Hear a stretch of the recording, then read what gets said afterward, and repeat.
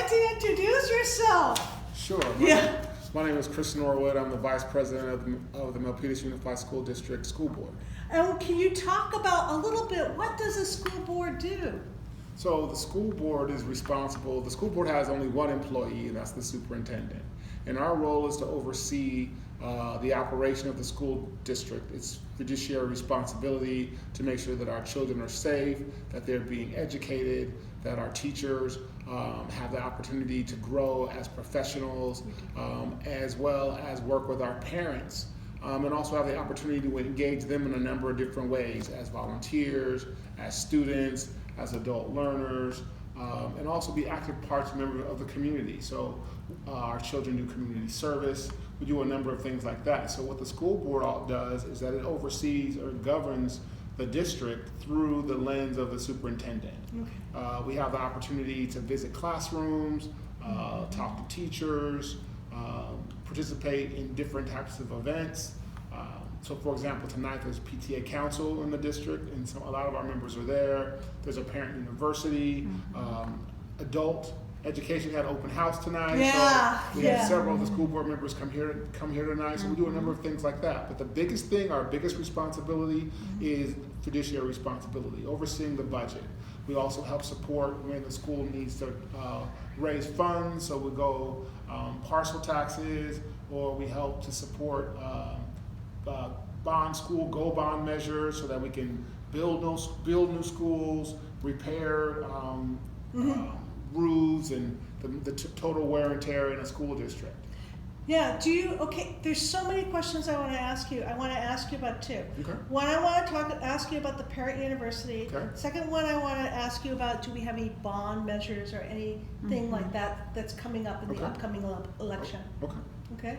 Sure. So can you tell me a little bit more about the parent university? Okay, so we hold several. I think it's we hold a parent university, at least one parent university every year, and the coordinator of the parent university solicits feedback from the district staff and I mean the entire school district staff to talk about what do we want our parents to be aware of when it comes to education. So they come together. It's almost like a college night, or where there's a number of different classes that parents get a chance to, not classes, but workshops.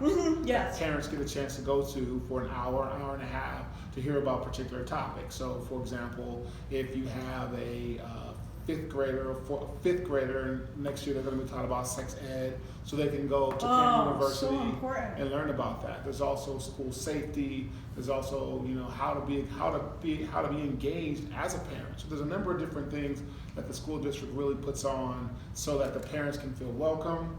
Our parent university nights are multilingual. Yes, I'm very proud of Spanish, Vietnamese, English, Mandarin, and then I believe we are starting to get into Hindu and Telugu as well.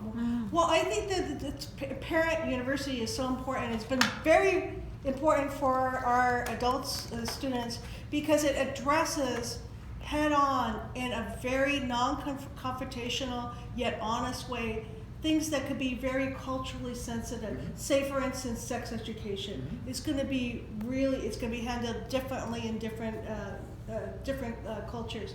So for that to be addressed is very, very important. I really appreciate that. Is there anything more that you would like to say about that, or would you like to move on to? Well, I think one of the things that we need to start or possibly consider with the parent university is our ability to promote our adult ed services. Okay, yes. Is to talk about everyone there at parent university should walk away with information about here is what our adult ed is doing, here are the classes that you can take, whether they're during the day or even in the evening time, because we are a community of learners. We want to promote that K all the way through, lifelong learners. So our adults need opportunities to learn as well.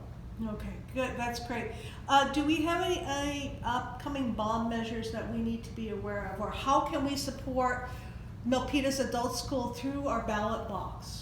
So, all of our citizens have the ability to vote, but not only of the citizens that have the ability to vote, having an understanding what our school district needs are, and being willing to go out and evangelize or share that with your neighbors, because although you may not be able to vote, you're a legal resident but not a U.S. citizen yet, your voice is heard. You have relationships with your neighbors, and being willing to, we knock on doors, we campaign, we fundraise. We have done that, We do a ton of things like that on behalf of the school, district, to make sure the needs are met.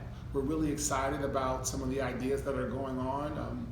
Milpitas High School is bursting at the seams with the number of students that it has. Absolutely. So we're looking at a second high school campus here.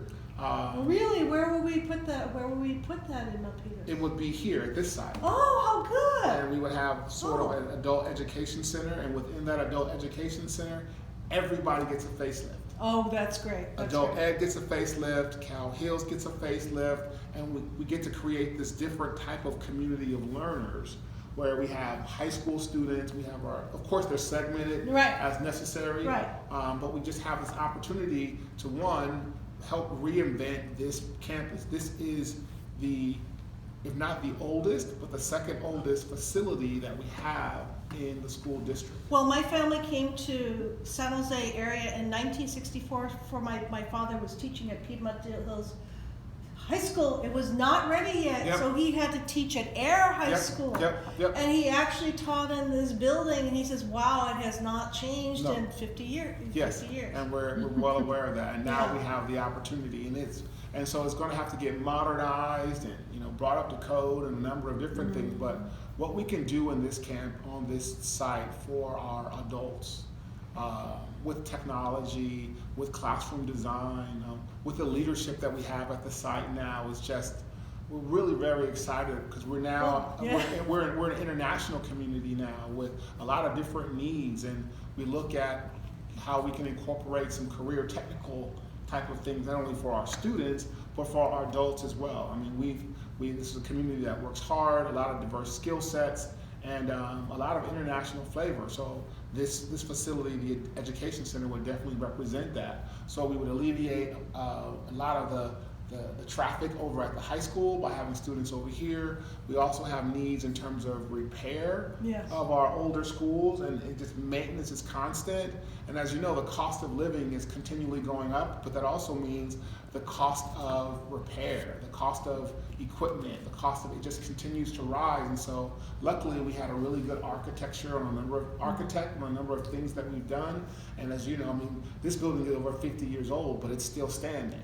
And it's maintained. Yes. It's maintained. I've seen real improvements because I've been teaching here over 15 years, real improvements of this building, and it's well planned. It's not crazy and people are jumping over things. No. So I really appreciate the love and care of the planning that happens in this district. Yeah, our MOT department is top notch. Yeah. So those are the things that are going on. There's still discussion going on around the bond. We're looking at federal dollars, because there are a lot of aging infrastructure in the state of older schools, and in the past the state has helped to contribute to those changes instead of putting the burden on taxpayer dollars.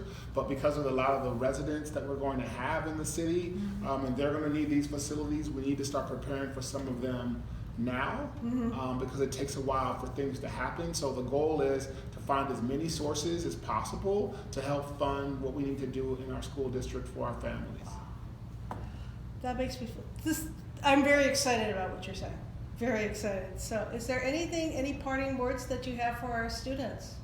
No, we're all lifelong learners, and I'm excited for adult learners and of all the diverse backgrounds that we have here. And one of the things about America, even in the midst of all the noise and chaos and those types of things, you really have an opportunity to work hard, to make good life choices, to contribute to community. And if you're not a natural citizen yet, you can continue to work towards becoming a citizen in America.